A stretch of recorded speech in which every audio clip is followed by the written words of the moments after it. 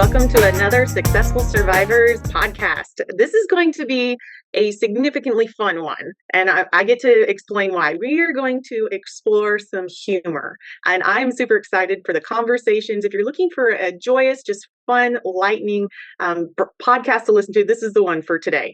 And I'm going to tell you why. For a couple of reasons. We're going to be exploring a sheet that I have of 100 helpful phrases therapists use in sessions.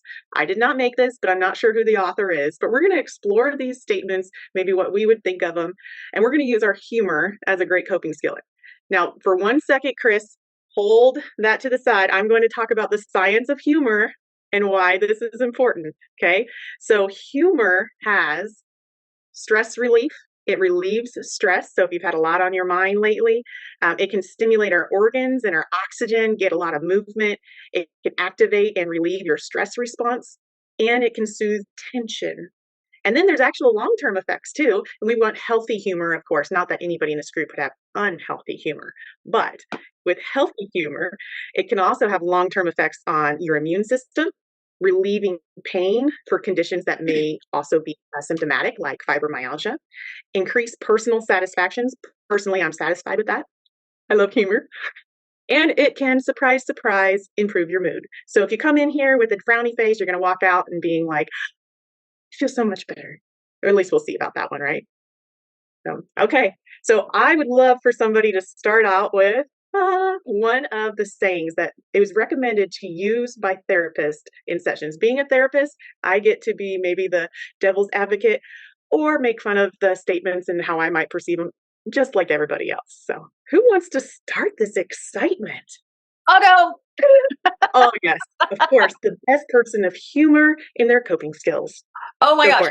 I have so many. I have one that I was going to read, and then I saw this one. I like this. Stop expecting you from people. That one I think is not so funny but it's true. I mean, how many times have we talked to people and we're getting it? We know what we're saying. So we're like, listen, right? You get me, right? And they're like, they just give you that look. You're like, it's like deer in the headlights. It's like, so stop expecting you from people. That was one of the ones I like on here. I like wait. That is a moment where my humor, I tend to get the dry looks back. It's because they're wonderful ones. That's the one. That's the Amber one I'm looking for. The other one was the meditation is like strength training for your brain. You can bench press 500 pounds. Your first try, you start with the bar. Does anybody want to take that one? Terrible. These are just terrible. I don't know if I could be associated with this as a paid comedian. I don't know if I could. Listen, one of them is, I'm just curious. What does that even mean? What? All right. The one that I have is the one that I explained my budget system to all the girls I date. Life is full of peaks and valleys. That's the one I chose. Life's full of peaks and valleys? Yes. Sometimes there's money in the account, and other times there is not. And we want to interrupt. Sometimes we're going on a date out. Sometimes I'm making you peanut butter and jelly in. Do you get it? Do you get me? It's about the relationship. That's right. That's right. If I didn't think you could do this, I wouldn't ask, Rhonda. Oh my goodness. Let's see. What else you got in here? Wait. Go back to that one you said, Diana, something about like, why did that one relate to you? Meditation is like strength training for your brain. Well, number one, yeah. I mean, it's funny. Meditation is like strength training for your brain. You can't bench press 500 your first try. You start with the bar. Here's the thing. Meditation for me, and I don't even know if I'm going to be reading this right, but my interpretation of this is my brain is like, there's a hamster in my head.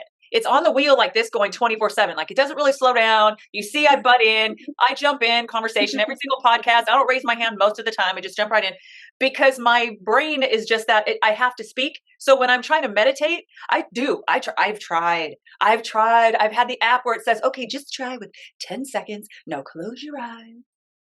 Now think of nothing else. I'm like, what are you talking about? I'm thinking of, you're telling me not to think of something. And in my head, I'm thinking of the things. Like, it doesn't make any sense to me. So it's strength. You know what, Diana? Be curious about that. What? Uh-oh. Now Number 79. Be curious about that. Be curious about that. Giving you a therapeutic reaction there. Curious about that. Curious about that? Yes, you should be curious. You should give yourself credit. How? I can't. Listen, a behavior happens for one of two reasons: to get something or to avoid something. I'm just saying. This is He's a therapist. You gave him 100 things, and now he's a therapist. To what end, Rhonda? To what end? Oh my What the hell god! is that? What does that even mean, by the way? To what my end? gosh, I don't know. All I can hear is Dr. Phil in my head going, "Well, how's that working for you?" Yeah. And this person who made this is not a trier. You don't need to be fixed. Come on, they all need to be fixed. This person never worked with us. Yeah, I've never met a person who didn't need to be fixed. Oh my gosh, Chris, I cannot wait for you and I to like hang out for endless hours. We could go hours on end of conversation. Listen, I know, I'm gonna buy you an in-ground pool once I decide to let you therapize me. Hey, Diana, I was just thinking on your statement there. You can't bench 500 pounds on your first try. So my husband was like you, and his stress, he would do workouts and exercising and stuff. And he would look at this and he'd be like, yeah, I can. Yes, I can. And he'd be out there trying to do 500, just like take it very, very literal. Well, listen, like I mean, feeling ABC doesn't mean you can't feel XYZ, you know? Well, another one in there. that sounds like the one that I like. I'm just going to say stuff that's on this so you can see how ridiculous it is. Well, I think this one makes sense. You reminded me of it. You're allowed to be both a masterpiece and a work in progress at the same time. I like that because there is no perfection in this life. And as a matter of fact, God said in Ephesians 2:10 that you are a masterpiece. Each of us is a masterpiece created by God. There are no mistakes. And so, I think it's healthy to acknowledge. I always say we're flawsome. So we're awesome and we have flaws. So we're flawsome. So, oh man, we're going to have to add that stuff to this list.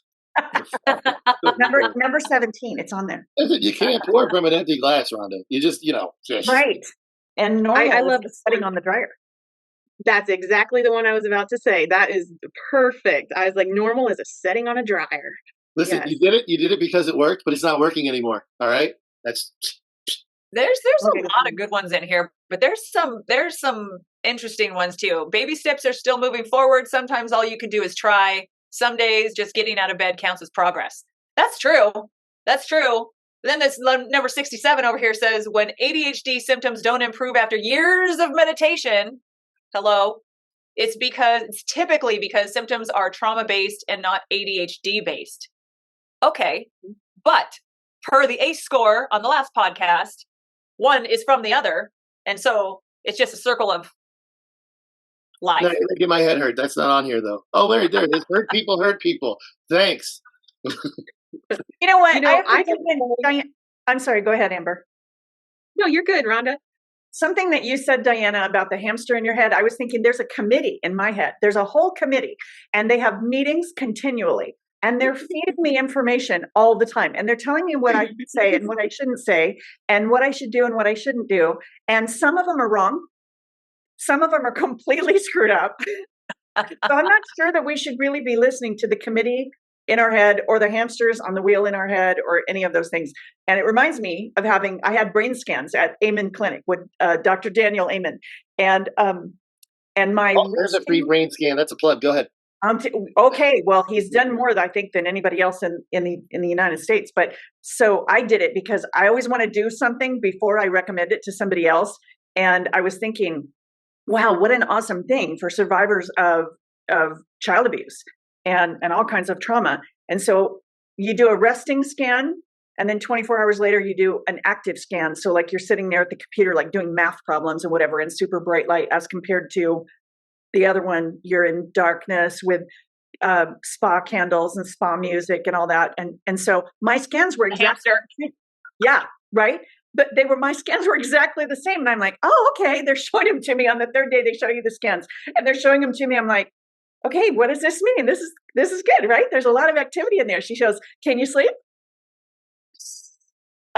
Do you have to write things down constantly because all that's happening in your brain? I'm like, yeah, the committee in my head never rests. Actually, that's the key to success.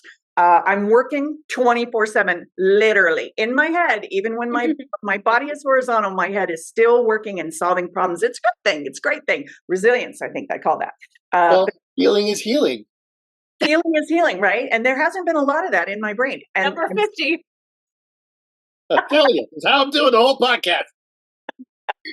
Keep You can going. succeed or you can learn, people. Come on. Oh my gosh. A diagnosis is a roadmap, not a cage. Agreed. Ooh. This What is what does I that tell mean? Rhonda. This is What what I does that tell mean? Rhonda all the time. As long as it's not zero, we're in business. Oh my goodness. I Well, like the one where it Oh, says, so I don't know Diana, where. I would go ahead. Well, what I was going to say real quick was the diagnosis is I'd love to hear kind of people's thoughts on that one. And Dawn, you were about to say something, so go for it. No, you finish. But You I just finish. want to know people's thoughts on that one. a diagnosis is a roadmap, not a cage. Well, that's easy. Right? Where did we lose Chris? I think he Yeah. must have lost his internet connection. Actually, look how I'm going to move you. Boom. I Well, just I was going to say we need to be curious about that because that's one of the sayings in here because that's exactly what he would do. Well, the one I was going Oh to my read gosh, was, I feel like the moles. This just took me back to Chuck E. Cheese with the yeah, don't do whack-a-mole on my head. I know what you're Oh, thinking. Okay. If yeah, listeners diagnosis is a are roadmap though. overwhelmed right now, just know that all these sayings will be posted. We can try to share them on there, and you'll kind of track where we're going on this. It's humor. Go with it. Okay, sorry. It is funny though. I mean, they are phrases that I've heard a million times in different therapy sessions that I've had. You know what I mean? And so it is kind of funny. Feeling your feelings won't kill you. Not dealing with them might. That's a little dark, Yeah. right? Doesn't that feel Don't dark I'm to going to you? say something. What's your thoughts on a dark on that one? What are my feelings that it's dark on that? On Dawn. I was asking Dawn Dawn. what she was thinking when you said that. I would agree with that. I feel like it's very dark because literally you're not seeing positivity. You're isolating yourself because that's all you're doing is thinking about that. Mm-hmm. And so it wears on you because it might make your eyes brighter if you're crying, but it stresses your heart out. It doesn't your brain kind of slows down because you're not happy and bringing those endorphins. So yeah, I would agree. These are interesting. I don't feel know like if that we made should have any like sense. clicked on like the first we should have just gone with like, hey, let's discuss the first 10 or something and see what we feel about them. But it's there's no hierarchy in suffering. Healing isn't pretty. It's a straight up mess, but it's worth it. That's a good one. Mhm. There's a lot of good I like the one where it says, I don't know. Go ahead. No, that's okay. Go ahead.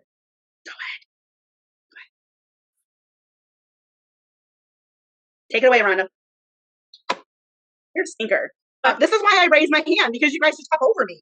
I don't really care, but I was going to say, I don't know is where the magic happens. I literally had someone say that, and I was like, actually, I thought unicorns is where the magic happens. Unicorns are magical, and Would you say that Oh, yeah. again? Because you were kind of breaking up. I and don't know.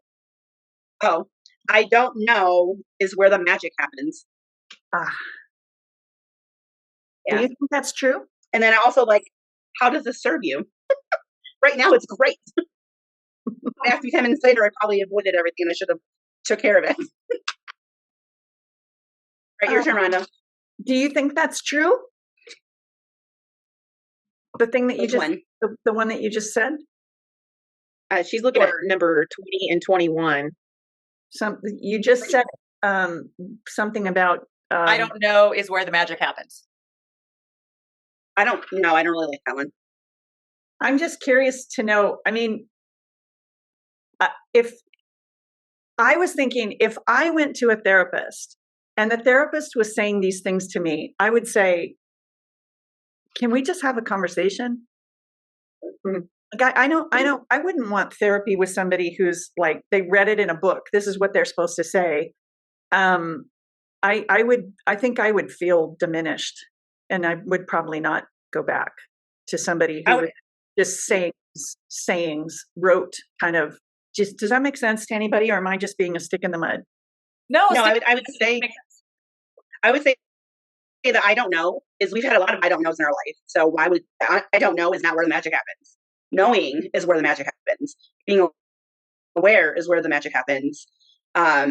Speaking to people who have similar things happen to them is where the magic happens. Go ahead, Diana. Okay, that's what we're doing from now on. When we want to say something. I like that. Okay. I disagree, Miss Dawn. And here's why. Because I don't know is a start. And then once you start discovering, and then you start knowing, that is where the magic starts to happen. Now you're like, oh, there's a light bulb. Ding, ding, ding, there's another light bulb. But unless you start somewhere, that has to start with I don't know, because you don't know. Okay, well, I don't know, so help me know. Like, somebody has to help me know, so I got to start with an I don't know. And then you get to the, ooh, that makes sense. Ooh, that's a good point.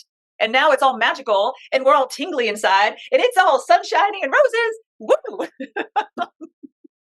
I wouldn't go as far as sunshine and the roses once I still know things, but okay. But I guess I agree with that You too. eventually get to that place. You eventually can get to that place. And then you check that one off the list, and then you start all over with the next little bucket of mess. That's what I do. Well, I want to hear from the therapist among us. Oh, hey, there's one. Let me ask you a reflective question. What do you want to hear? Oh boy. Oh gosh. I'm curious to know, I mean, is this like a handbook for therapists? Here, just go say these things to people, because I don't. No. Well, I mean, I wouldn't say. I think there are things, concepts that are probably, like I said, I don't know who the author are. There's just 5 printed out pages, but probably things that have been used in therapy, because the power in therapy, we should always go to therapy because we want to grow. Not the therapist is going to grow us. They will guide us so we grow, because you're only going to go as far as you want to grow. A good therapist should be one guiding you and supporting you in that growth, not them doing it for them. So these are, I'm sure, just things that have been used, or it's funny. It's for humor too. The stereotypical therapy and the stigma that comes in the therapy aspect. So I think it's kind of fun, to talk about. Some of them I think are pretty meaningful too, if we just kind of keep a concept of it. Others, I'm like, that sounds terrible. Like that is not relevant at all. I kind of like all of these in the middle they all kind of say the same thing to me of, you're not your thoughts and feelings. Thoughts are just thoughts. You can't control how you feel, only how you respond. All of those to me kind of say the same thing, that we have feelings and emotions, but that does not dictate how we are going to act. And in the religious concept, that's in 1 Corinthians of helping us manage our emotions so that we act based on our choices and what we're supposed to do instead of just emotions, because emotions are real, but the way we act is taking the power of those emotions. So I like those. I like the one, it's really simple, hurt people. Mm-hmm. And that sometimes to me just gives a better understanding of people who hurt people, or a reason for us to heal from the hurt. And if I read it in a different way, I'd be like, well, yeah, okay, why are you saying that? It's so cruel. Yeah, but you know what? That also goes with the number 31, because 31 is, try to remind yourself they aren't giving you a hard time. They are having a hard time. Mm-hmm. That's also a good one too. And I do, hey, listen, some of these are corny. Some of them are ridiculous to me. I do, of course, I gravitate towards 42, says that's their shit, not yours. But yeah, I like that one. Number 1 and 2, really, honestly, are good ones. I liked that. Number 1 is keeping the peace around you worth disturbing the peace within you. That one's, I think, really profound, because that one we should just have on a big, huge bulletin board in our office. Keep toxic people out of your life, family, friends, whoever it is, keep them out. You don't want to disturb that peace that we work so hard since childhood to give ourselves, by allowing people to take little just pieces of us, right? Pieces and peace, one in the same word for me in this particular scenario. I feel like it's like, it reminds me of a crow. Then, of course, I go back to the bad movies, like Omen, scary bad movies, like Omen with the crow. Every time I see a crow, I hate crows. But crows just, they eat the carcasses, right? And vultures, they do the same thing. They eat, and it's not worth having people take chunks out of you. You know what I mean? You want to keep that peace. That's why I know Rhonda for a long time, and your circle is small. Teensy. Yeah, it is very small, and that's perfect. It's a safe design. It's by design, exactly. But you want to not disturb that peace within you. Go, Amber. Oh, I was just going to say one of these sayings that goes right along with that, and it says, "Way to go! Look at working your coping skills like a boss." Yes, boom. and I knew her reaction, and that's why I said it. My gosh, maybe I'm just missing the whole thing. Really in this podcast, I'm thinking, okay, well, I hope that my bad attitude and my vulnerability now is going to help somebody, because I'm reading this and I don't know, I must be activated or something, because I just think, okay, I think I've had some of these things said to me in therapy. That's called a trigger, an activation trigger. Yeah. I mean, I just remember that I'm sitting here going, why am I irritated? Why is this bothering me? And I remembered I was, it's 110 years ago now, but before I emancipated, I was required to have mandatory therapy. And I would go see this lady, and I'm sure she was a fabulous therapist, but think of, like, she works with high school kids. She works with kids like you, Amber. And so I would walk in and I'd be in the chair, like, because I didn't want to be there. And she would say this stuff to me, and it just irritated the crap out of me, until one day she said something. I'm like this, and she said something like, I know how it feels to not have a mom. And I went, you do? You couldn't have led with that? Did your mom leave? Yeah, but wait till you hear the rest. I'm like, did your mom leave too? She goes, no, I have a mom and a dad. And I'm like, okay. I mean, she's telling me about her great childhood that she had. And I just thought, why is this mandatory for me to emancipate? I mean, is it a test to see if I'm going to hurt her? Because I wanted to hurt her. Maybe. I'm like, did you do some eye rolling too? Oh, there was a lot of eye rolling. I almost needed surgery to put my eyes right back where they're supposed to go. But I remember thinking, who in the hell are you to tell me that you understand? Okay, note to all therapists. I'm sure every therapist on earth now knows. Don't say you understand. Just don't, because you don't. So, because you haven't walked in my skin and the shoes of anybody else. But yeah, I think I'm just being a negative Nelly today. A wet blanket? I am. I'm being a stick in the mud. Okay, Dawn. I did the thing. Diana, I was going to say, when I don't know, I was like 17 or whatever, I had to go. My foster parents had to get driver's license. You have to go to therapy. I was like, okay, shoot, sure. So I get in there, and he goes, "What do you want to talk about?" Oh, hell no, I don't even want to be here. You figure out what we're going to talk about. And so I would just talk about surface stuff just to get his driver's license, right? I'm like, well, this person pissed me off at school today, and this person and the teacher was stupid today, and why do we watch Channel 1? I don't even like it. So I was like, no, I don't come to therapy because I want to. I want to get my driver's license, so you just make whatever crap you want to make up, and we'll talk about it. Yeah. Here's the thing. I will say this. I've had, a variety of different therapists, and I have one favorite, Ashley Arn. Little plug for you. I love you dearly to the moon. This woman she's masterful. I mean, masterful. And in 3 months, we did that, I don't know what you would call it, that, like, let's call it a speed round of therapy in 3 months. Because I went like 3 times a week for 4 weeks. And then I went 2 times a week for 4 weeks. And then I went once a week for 4 weeks. And then I was done. And the very first time I walked in there, I said, I need to get a handle on me. I'm being self-destructive. I'm going to screw up my relationship with Jeff if I don't, really get a handle on all of my crap.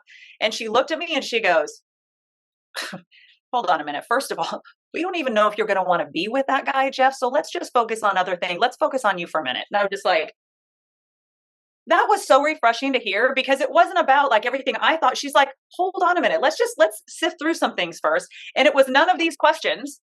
But it was just all about, she's like, first of all, we don't even know if you want that yet. So let's get through the shit first. Literally what she said to me. And I'm like, ooh, and she talks my language.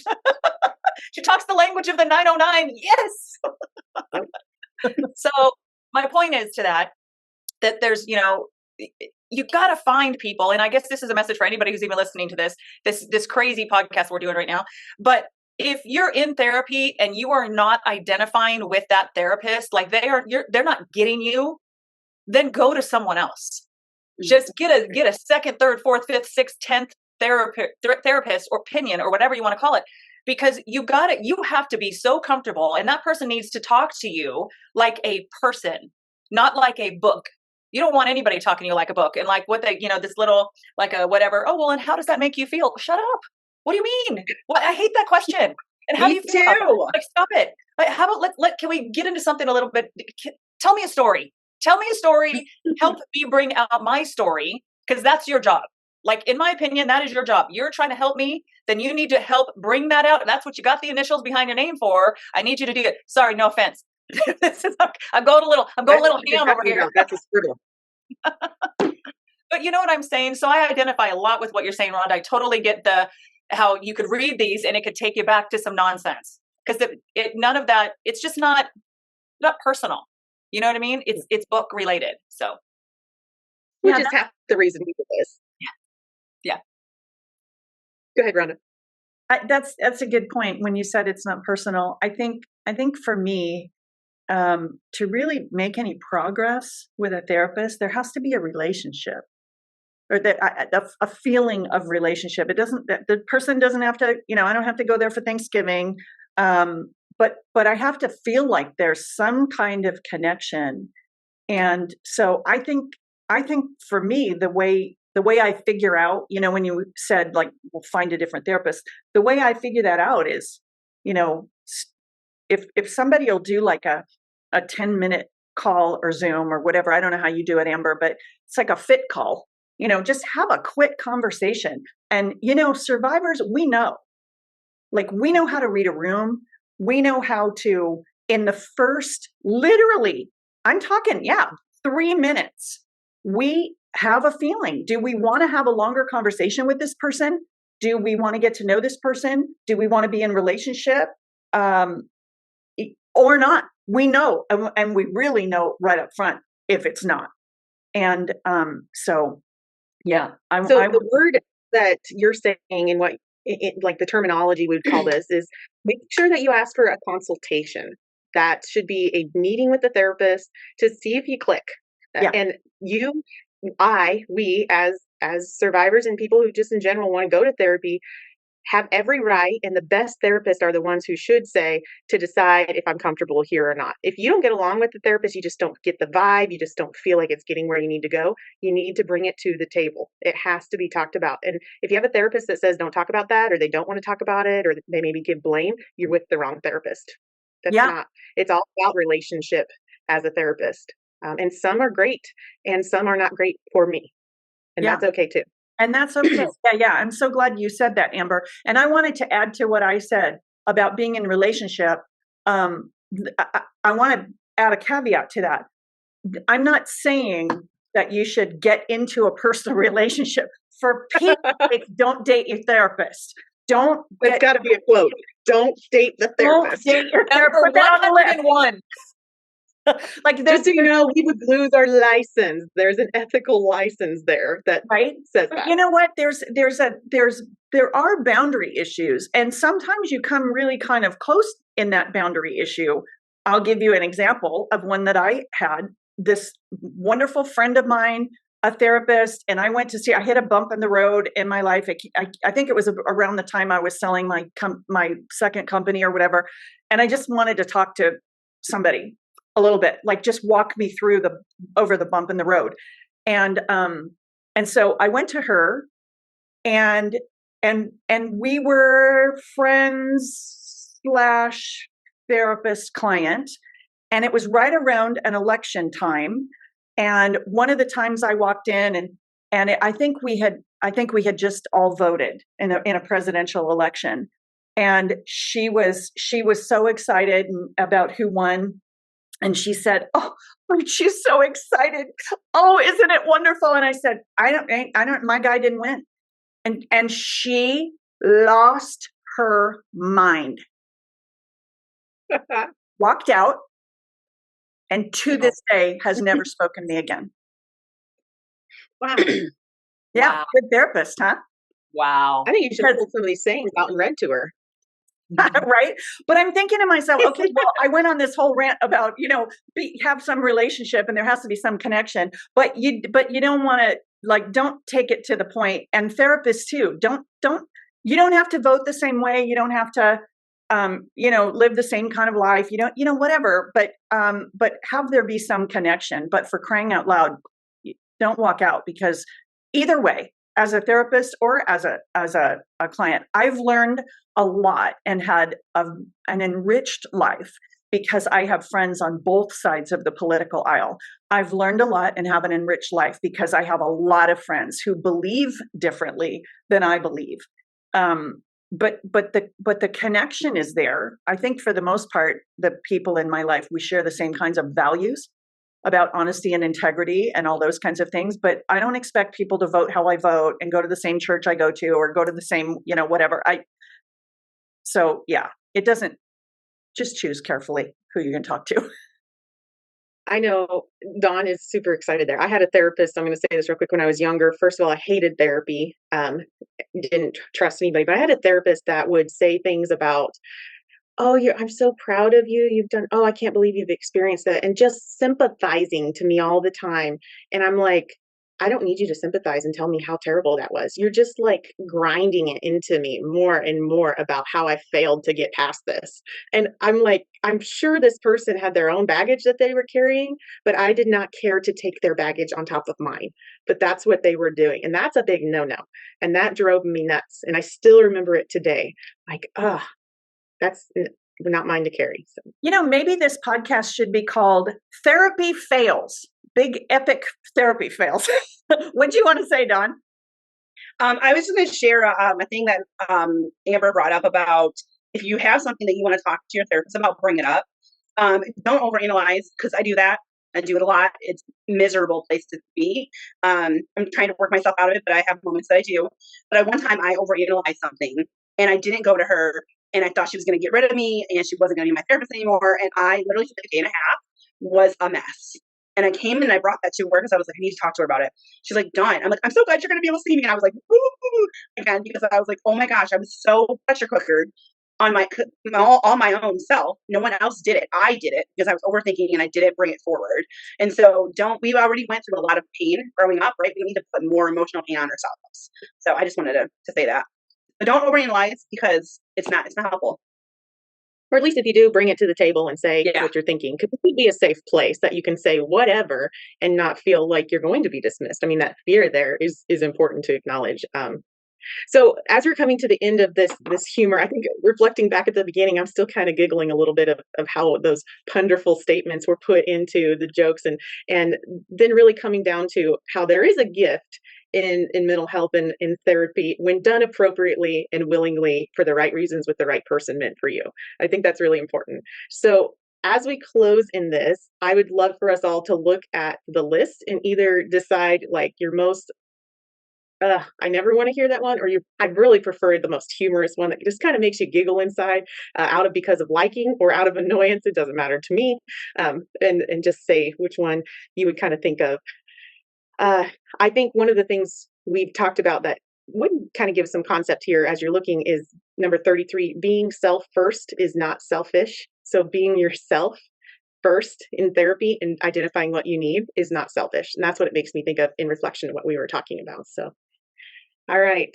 So just one final one you would want to mention, yay, nays. I'm going to say it. I'm just going to say it.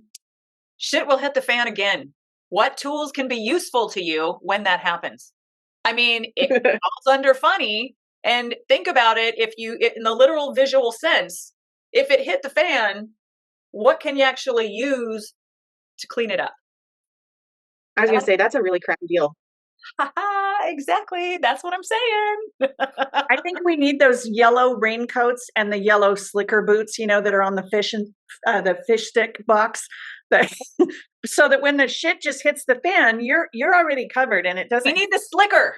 Slicker. Is that what those are called? Those are called slickers. Yes. What's yours, Dawn? I'm still looking. Someone else go. Okay. Well, then I'll go while you're looking. I think the one that I don't know. I'm not. Because I'm so I'm being weird, but I'm not really laughing at any of these. But the one that I like is you can't change what you don't acknowledge. I just think that's really true for all of us. And I know I didn't tell anybody until I was 27 years old that my parents left and I had been abused and I'd been homeless and ate food out of trash cans and, all that kind of stuff. I thought it was so shameful and I didn't want anybody to know. But the truth was that me holding it in didn't make it not happen, didn't make it go away. It's true. And I think that the moment that I was found out, it was somebody in my life who I was at a children's home. That's what we called them back then, because we had residential care facilities for children, and many of them were amazing. And I was in one of them, and the CEO said, "You've been in a place like this, haven't you?"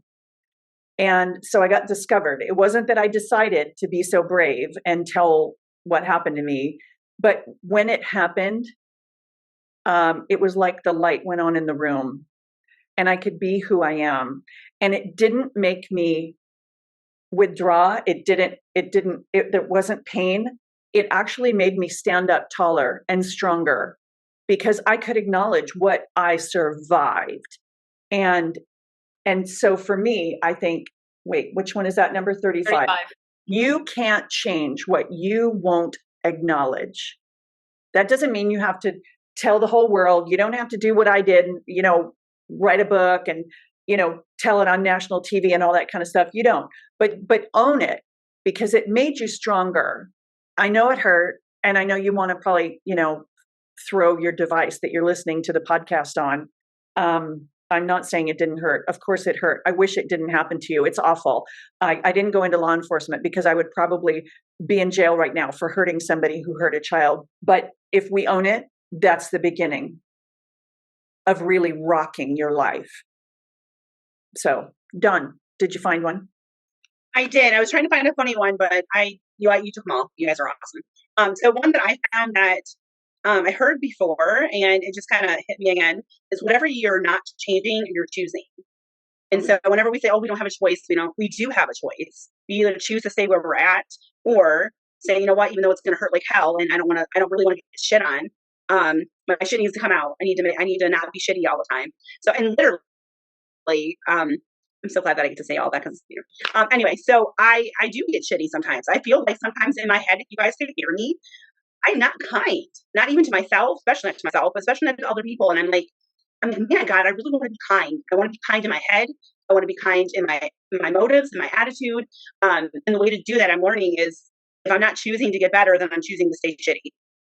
And I don't want to be that, because that stinks, and I don't want to stink anymore. That's a good one. That's a real good one. Really good one. Very powerful perception of the way you took that, and taking ownership of it is what I really love in what everybody said. We get to take these or leave them. And that's the great choice in that. And we get to do that in a lot of things in life. And we don't give ourselves credit sometimes when we do that, because it can take a lot of work to choose to take something or to leave something. So I think that's really powerful. So I'm going to say definitely number 78, that humor is a coping skill, because of what we talked about today. Humor is a gift and a coping skill. So making sure we integrate that into the challenges we have in life. But in the serious tone, I would say one of mine, there's been so many really good ones, but in a personal relationship, Rhonda, I completely agree. That relationships first. But I would say that let's define number 75. Let's define what that word means for you, or that title, or that expectation. I think word can be a lot of different things. That's valuing how I see something, or you see something, and defining ourselves instead of confining it to what other people think, or maybe discovering what a lie was that we've had and why it is that lie. I think that's really profound to grow. Why we think the way we think is the power to begin to change it or keep it. And I think that's pretty cool. So, but humor is so great. And I think it's been a lot of fun exploring the different concepts of the helpful phrases that therapists use in sessions. Feel free to use this in your marriage, parenting, child, talking to your animals, whatever. But you cannot always assume the reaction you will get. And we are not going to copyright that for that reason. Best of luck to each of you. But we do look forward to seeing you all next time on the next Successful Survivors podcast, where we might get to share some science, some humor, and, well, everything in between. Looking forward to seeing you on the next one.